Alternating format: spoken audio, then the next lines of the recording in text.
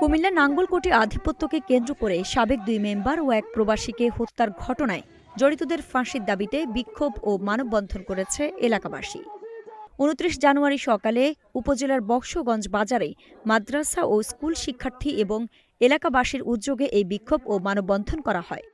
এ সময় বিক্ষোভকারীরা জানান, গত বছরে গরুর ঘাস খাওয়াকে কেন্দ্র করে আলাউদ্দিন মেম্বারকে কে বা কারা হত্যা করেছে তার প্রকৃত ঘটনা যাচাই না করে গ্রামে প্রায় 40টি বসতঘর লুটপাট ও অগ্নিসংযোগ করা হয়।